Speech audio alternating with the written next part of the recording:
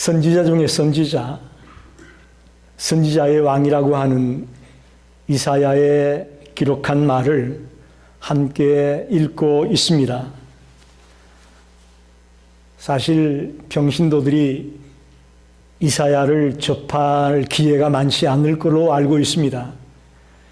심지어는 신학을 공부한 신학생이나 목회자도 이사야서를 읽기가 조심스럽고 굉장히 별로야만 보게 되는 책입니다.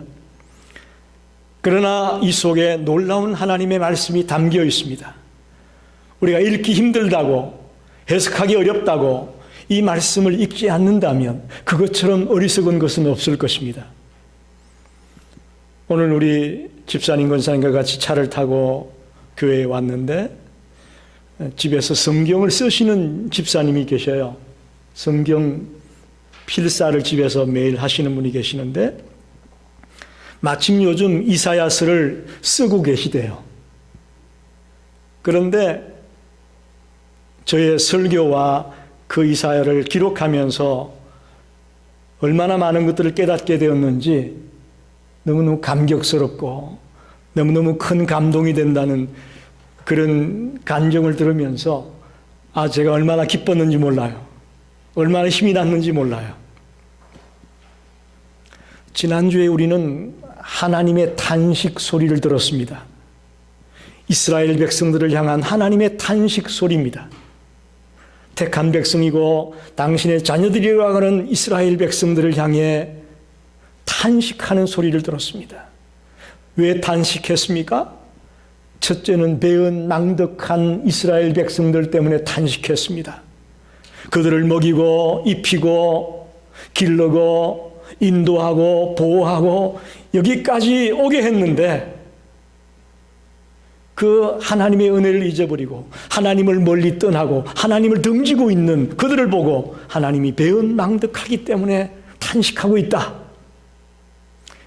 두 번째는 짐승들보다 못한 이스라엘 백성 때문에 탄식하고 있다고 했습니다.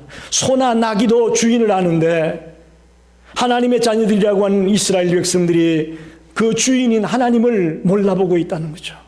그래서 우상 앞에 가서 무릎을 꿇고 우상에게 절하는 그런 안타까운 자리까지 들어간 그들을 보고 하나님은 탄식했습니다.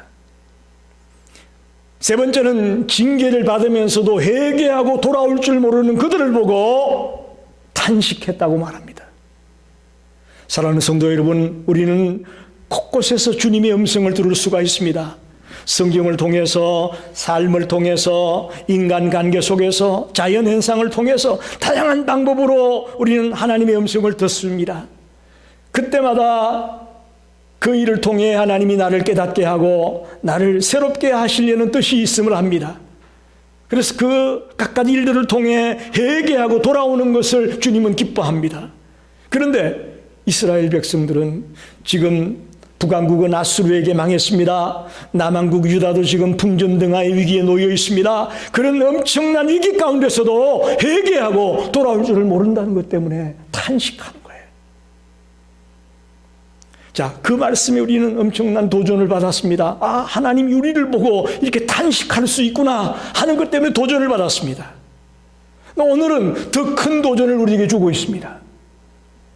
우리가 신앙생활하면서 가장 중요하게 생각하는 게 뭡니까? 예배 아닙니까? 또 기도생활 아닙니까? 또 주님 앞에 물질을 드리는 이 헌금생활, 예물 드리는 생활, 그 신앙생활 가운데 가장 중요하고 하나님이 당연히 기뻐하리라고 생각되는 일 아닙니까? 그런데 오늘 성경 가운데 하나님이 이스라엘 백성들이 드리는 예물과 제사와 기도를 거부하고 있습니다.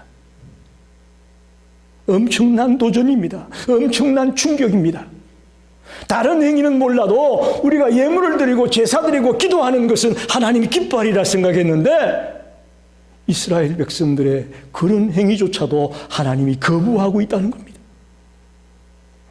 이것을 누가 너희에게 요구하였느냐? 내 마당만 밟을 뿐이니라.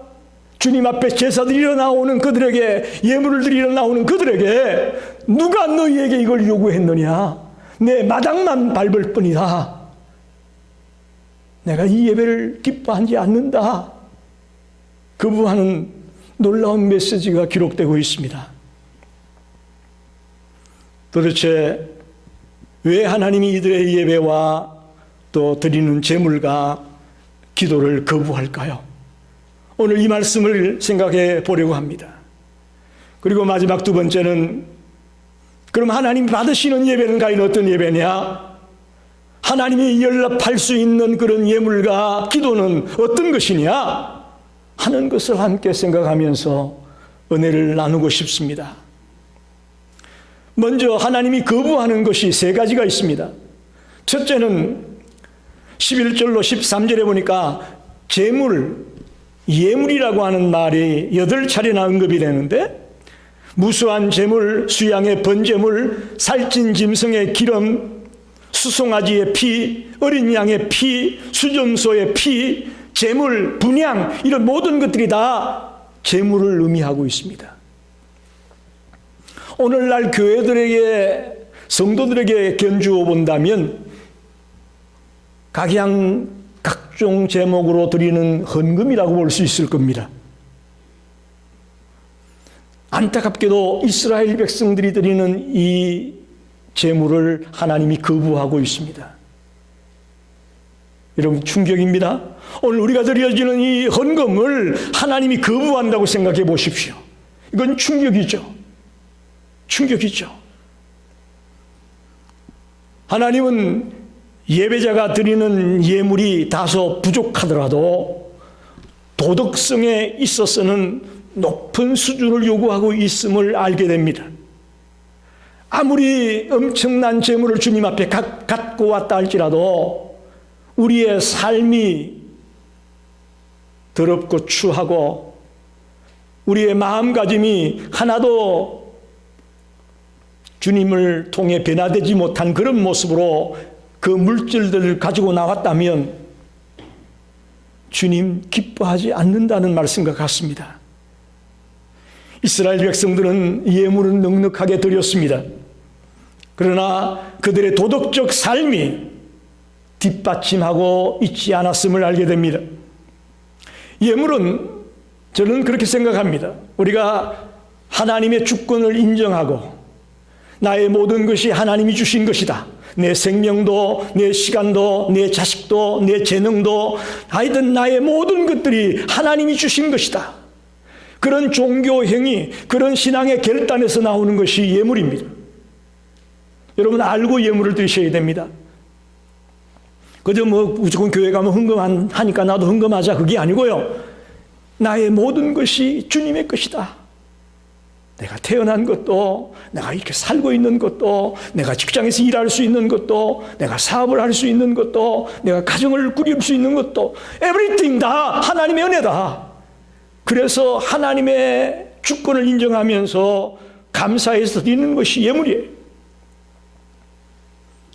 더 나아가서 주님을 닮아가려는 그런 마음가짐의 연장선에서 드려지는 것이 예물인데, 우리 속에 갖가지 제약은 가득 품고 갖가지 제약은 그대로 다 가지고 있으면서 우리의 삶은 조금도 변화되지 않으면서 예물을 가지고 나와서 드린다고 하나님이 기뻐하지 않는다는 겁니다.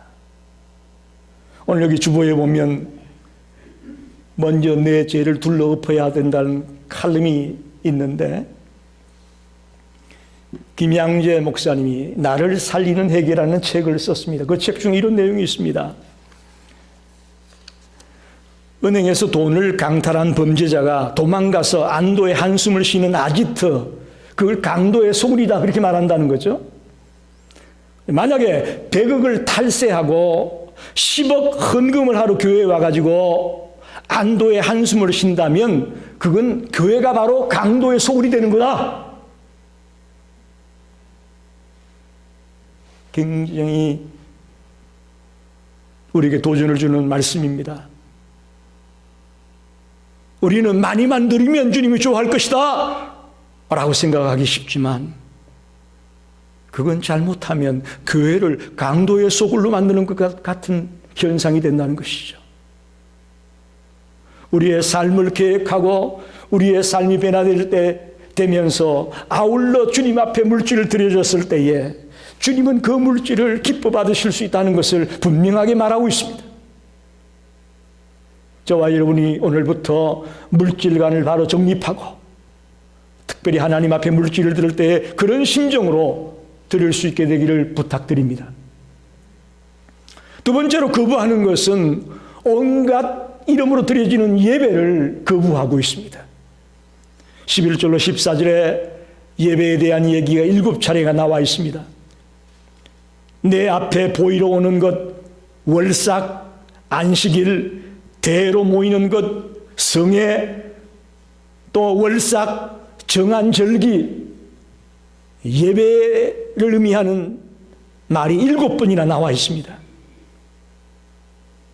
오늘 우리 교회에 비춰본다면 갖가지 예배, 기도회, 성경 공부, 속회 모임 이런 교회 안에서 모여지는 모든 모임들을 의미한다고 볼 수 있습니다.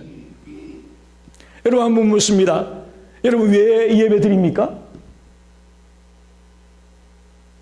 한번 생각해 보셨나요?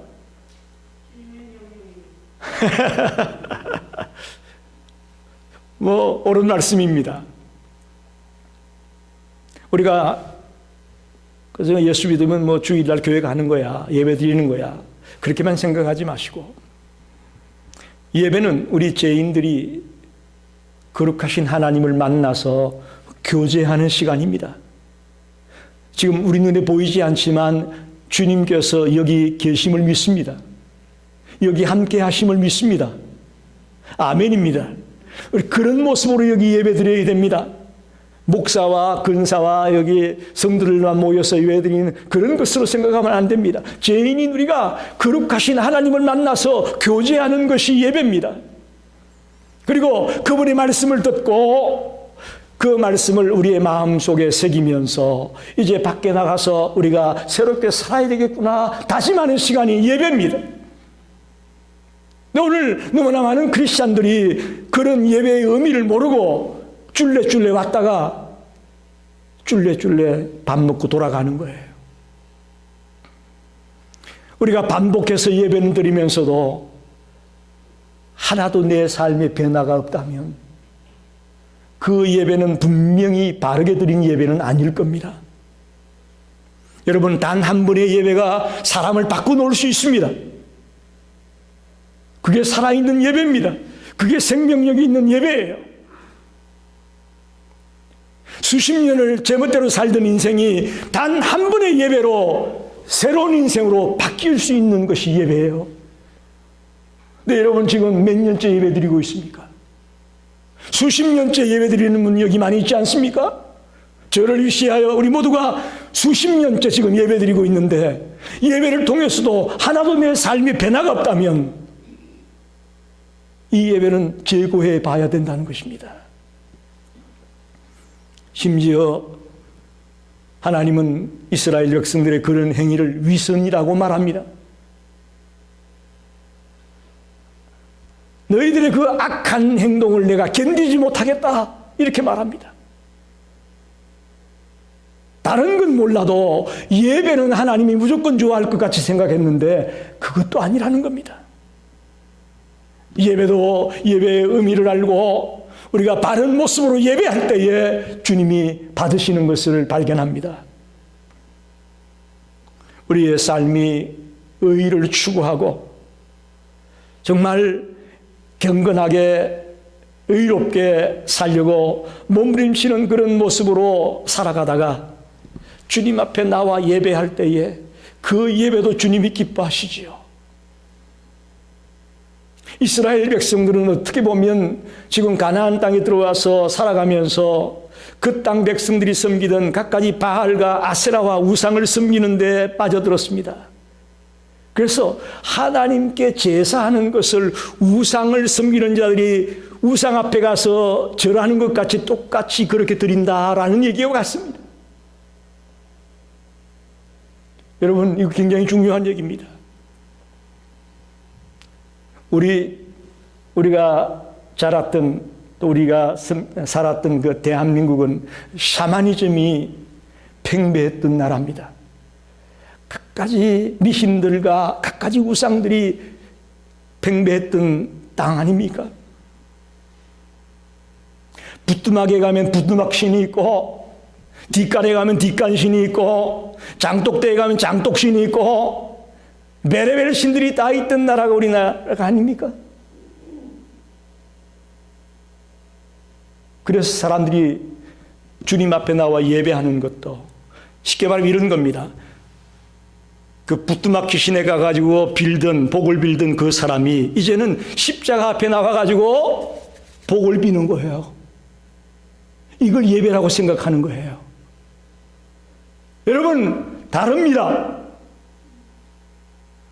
샤머니즘 앞에 가서 복을 빌던 그 모습을 십자가 앞에 나서 빈다고 이게 예배냐? 아닙니다. 예배는 우리 하나님과의 인격적인 만남이 있는 곳이 예배입니다. 일방적으로 하나님 앞에 복이나 비는 것이 그게 예배가 아니에요. 1대1로 우리가 주님과 만나는 시간이에요.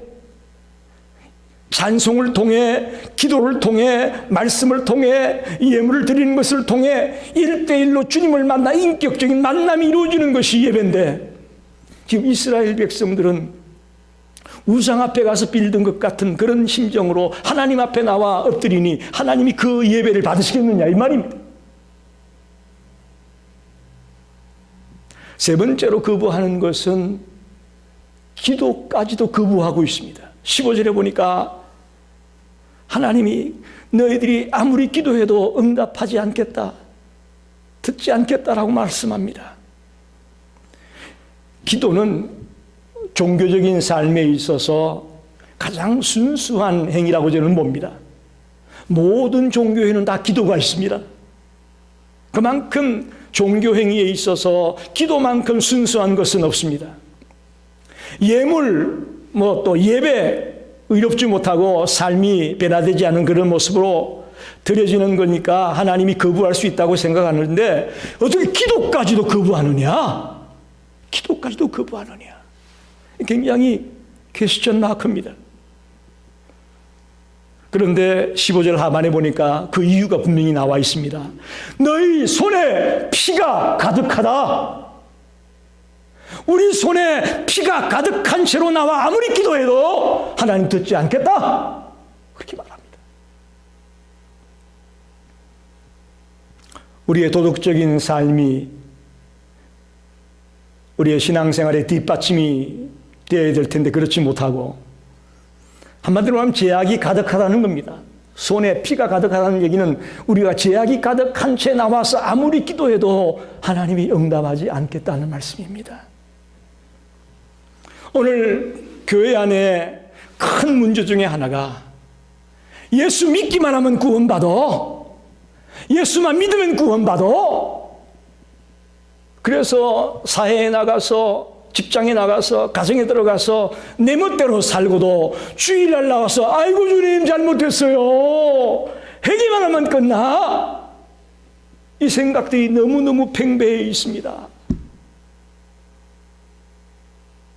오직 믿음으로 구원받는 거니까 내가 어떻게 살고 말고 그거는 문제가 안 돼, 이 생각들이 오늘 너무나 많은 성도들 마음속에 자리를 잡고 있는 것을 보게 됩니다. 여러분, 그렇지 않습니다. 주님은 우리의 변화를 요구합니다. 한번 따라합시다. 예수 믿고 변화되어 새 사람 되자. 이걸 잊으면 안 됩니다. 예수 믿고 복 받자 이런 얘기는 많이 듣지만 예수 믿고 변화되어 새로운 사람이 되자는 얘기를 안 합니다. 복 받는 게 그게 복이에요. 우리가 예수 믿고 새 사람 되는 거, 변화되는 사람 되는 거, 그게 복이에요. 은행 창고에, 은행 잔고에 돈이 잔뜩 쌓여 있는 그게 복이 아니고요, 예수 믿고 변화되어 새 사람이 되는 것, 그게 복이라고. 또 많은 성도들이 기도하면서 오해하는 것 중에 하나가 기도를 도깨비 방망이로 생각합니다. 도깨비 방망이 뭔지 아시죠? 예. 금 나와라 뚝딱 하면 금이 나오고, 은 나와라 뚝딱 하면 은이 나오는 거예요. 기도가 그런 것일까요? 그런데 여러분 왜 요 모양 욕구로 살고 계십니까? 그런 기도 많이 하셨을 텐데 우리 자식들 그냥 좋은 대학 가게 해 주십시오. 뚝딱 했는데 갔어요? 물론 가신 분도 계시겠지. 아플 때에 하나님 이 병 깨끗하게 낫게 해 주십시오. 뚝딱 했는데 낫습니까? 물론 낫는 분도 있지만 낫지 않고 가시는 분도 많이 계십니다. 이 이야기는 뭐예요? 우리가 하는 기도가 도깨비 방망이 아니라는 얘기입니다. 존경하는 수많은 목사님들이 암으로 돌아가신 분들 많습니다. 이름만 대도 알 수 있는 그런 수많은 목사님들이 암으로 돌아가고 사고로 돌아가고. 여러분 생각해 보십시오. 기도가 도깨비 방망이라면 그들이 얼마나 그 문제를 꼭 기도했겠습니까? 지난 주에는 한국의 유명한 목사님의 아들이, 젊은 아들이 죽었다는 비보를 들었습니다. 그 아버지 목사님이, 큰 교회를 목회하는 목사님이 아들을 놓고 얼마나 기도했겠습니까? 내 아들은 젊은 나이에 대장암으로 죽었어요. 여러분, 기도는 도깨비 방망이가 아닙니다. 기도는 하나님의 뜻을 구하고 또 하나님의 주권을 구하는 것이 기도임을 알아야 됩니다. 이 시카고 열린 교회에 하나님의 주권이 이루어지고 하나님의 뜻이 이루어지게 되기를 기도하는 자가 되기 바랍니다. 나의 삶을 통해서도 마찬가지입니다. 하나님, 내 삶을 통해 하나님의 뜻이 이루어지기 원합니다. 그런 기도가 될 때에 하나님이 기도를 들으실 텐데, 그렇지 아니하고 자기의 욕심만을 챙기고 자기의 이익만을 챙기는 기도를 하나님은 거부할 수밖에 없습니다. 그러면 여러분, 두 번째로 재물도 거부하고 예배도 거부하고 기도도 거부하셨다면 과연 하나님이 받으시는 예배는 어떤 것일까? 우리가 질문하지 않을 수 없습니다. 이스라엘 백성들의 종교 행위가 잘못되었다고 거부했다면 과연 하나님이 받으시는 예배는 어떤 예배일까요? 이 성경 속에 해답이 있습니다. 우리는 해답을 자꾸 딴 데서 찾으려고 해요. 하나님의 말씀 가운데서 해답을 찾아야 돼요. 16절을 보십시오. 첫째는 16절에 스스로 씻어라, 스스로 깨끗하게 하라, 내 목전에서 악한 행실을 버리라, 행악을 그쳐라. 네 가지 우리의 고쳐야 될 것들을 말하고 있습니다. 이 과거에 대한 반성을 의미합니다. 잘못된 것을 바로잡으라는 거예요. 스스로 씻어라, 깨끗하게 해라, 악한 행실을 버려라. 잘못된 것을 바로잡고 회개하고 돌아올 때에 주님이 받으시는 예배가 될 수 있고 제사가 될 수 있다는 것을 보여줍니다. 더 나아가 예배자가 진정한 내적인 변화가 일어나서 그 변화된 모습으로 나오기를 주님 원하고 있습니다. 벌써 여러분이 저하고 같이 신앙생활 한 지도 꽤 오래되셨습니다. 여러분 얼마나 변화되셨나요? 변화라는 것은 한 번으로 끝나는 것이 아닙니다. 주님 앞에 갈 때까지 변화되는 겁니다. 할렐루야. 주님 앞에 갈 때까지 변화되는 겁니다. 저도 아직 멀었습니다. 아직 멀었어요. 저도 죽을 때까지, 갈 때까지 변화되려고 몸부림을 칩니다. 그래서 16절에서 말하고 있는 말씀을 기억하세요. 하나님이 받는 예배가 되려면 스스로 씻고 스스로 깨끗하게 하고 악한 행실을 버리고 행악을 거치면서 과거를 반성하고 회개하고 변화되면서 달려나올 때에 주님은 받으시겠다고 말씀합니다. 두 번째로 17절에 보면 5개의 명령문이 나와 있습니다. 선행을 배우라, 정의를 구하라, 학대받는 자를 도우라, 구하를 위하여 신원하라, 가부를 위하여 변호하라. 이제 예수 믿는 자가 되었으면 앞으로는 이렇게 살아야 된다라는 미래의 크리스찬이 살아야 될 삶의 모습을 말하고 있습니다. 하나님은 하나님의 자녀들이 선하게 살기를 원합니다. 의롭게 살기를 원합니다. 특별히 약한 자들을 돌보며 살기를 원하고 있습니다. 이건 이사야가 처음 하는 얘기가 아닙니다. 하나님은 이스라엘 백성들을 만나면서부터 끊임없이 이 말씀을 하셨습니다. 그런데 그들이 못 알아들었죠. 그래서 이사야가 다시 한번 이렇게 강력하게 너희들이 이렇게 하지 않으면 제사도 예물도 기도도 내가 거부하겠다라고 말씀하면서 크리스천의 삶이 이렇게 변화되어야 될 것을 강력하게 요구하고 있습니다. 18절 말씀 여러분 보십시오. 저는 처음 예수 믿고 이 이사야 1장 18절을 참 즐겨 암송을 했습니다. 오라 우리가 서로 변론하자. 너희 죄가 주홍 같을지라도 눈과 같이 이어질 것이요 진홍같이 붉을지라도 양털같이 되리라.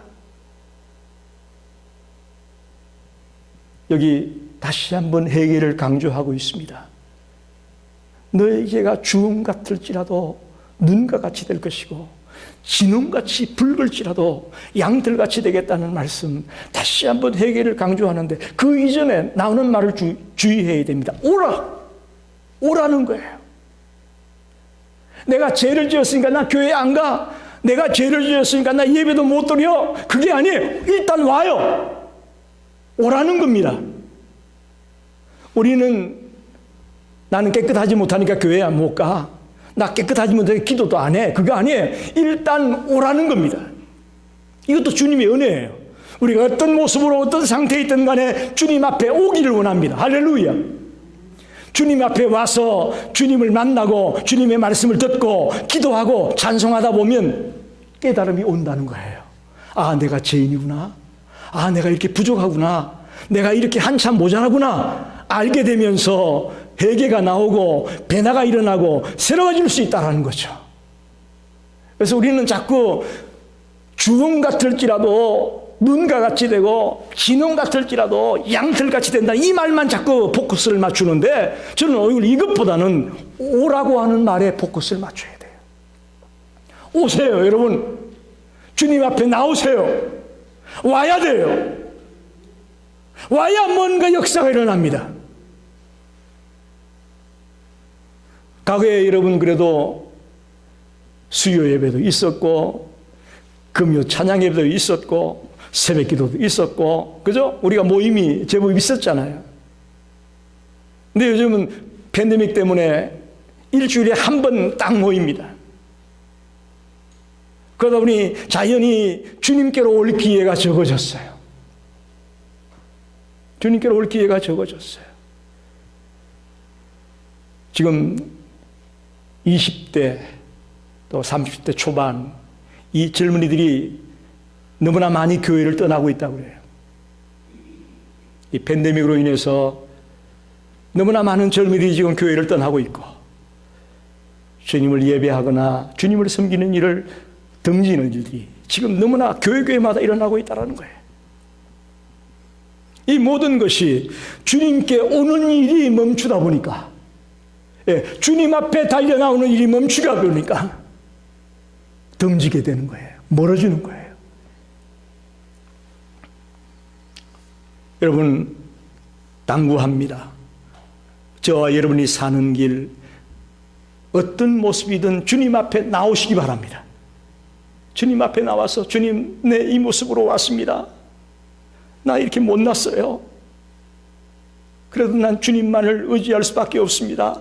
라고 내 자신을 솔직하게 내어놓고 주님 앞에 나와 얘기할 때에 또 주의 말씀을 듣고 찬양하고 같이 기도하는 중에 우리 속에 놀라운 변화가 일어나고 역사가 일어날 때 될 것을 믿습니다. 그래서 우리가 회개하면 죄의 사함을 받게 될 것이고, 더 나아가 놀라운 것은 포로 생활을 면제하게 될 것이다라는 말이 나옵니다. 지금 이스라엘은 풍전등화의 위기에 놓여 있다고 그랬죠?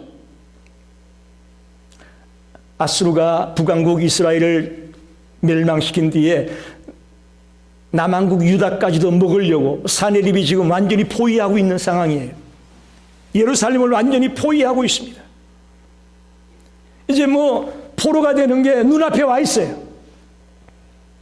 그런데 너희들이 이렇게 나와서 너의 죄를 자백하고 회개하고 돌아오면 이 포로 생활까지도 면하게 해주겠다는 말씀이에요. 이건 굉장한 이야기입니다. 이게 포로 되는 게 눈에 보이는데, 그럼에도 불구하고 회개하고 돌아올 때는 그것까지도 하나님이 막아줄 수 있다는 거죠. 그것까지도. 엄청난 약속을 하고 있습니다. 여러분, 회개라는 이런 겁니다. 우리가 정말 회개하고 돌아왔을 때에 도저히 상상할 수 없는 일이 벌어지는 거예요. 그걸 세상 사람들은 기적이라고 말합니다.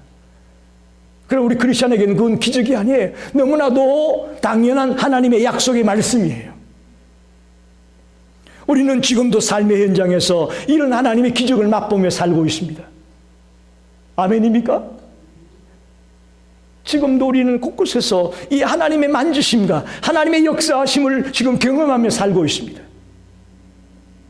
이렇게 회개하고 돌아온다는 사실이 매우 중요함을 발견하게 됩니다.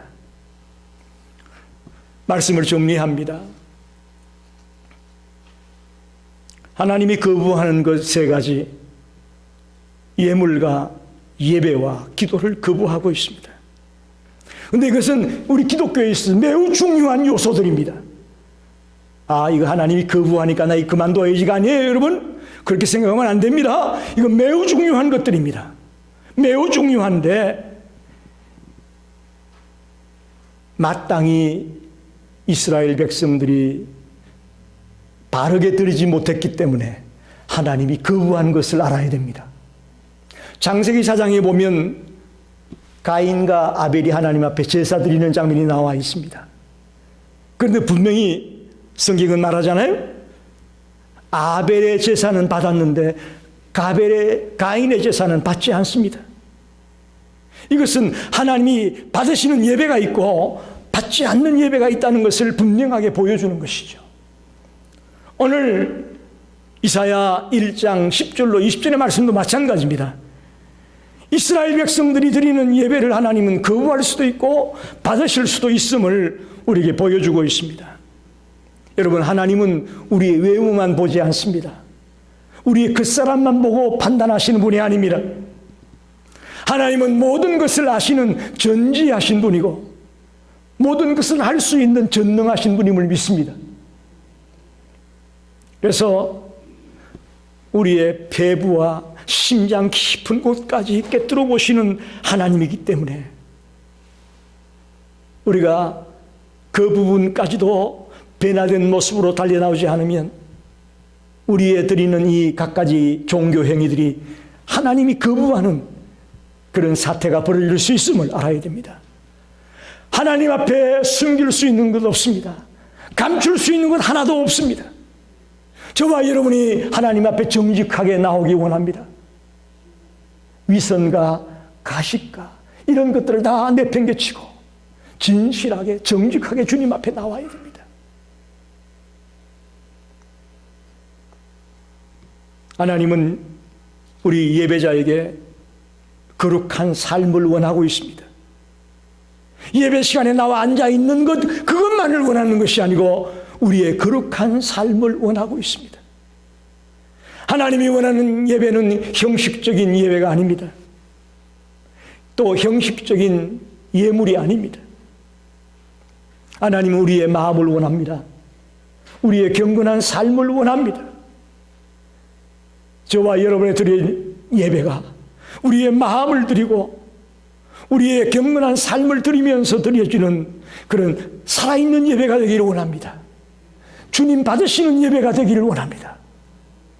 기도하겠습니다.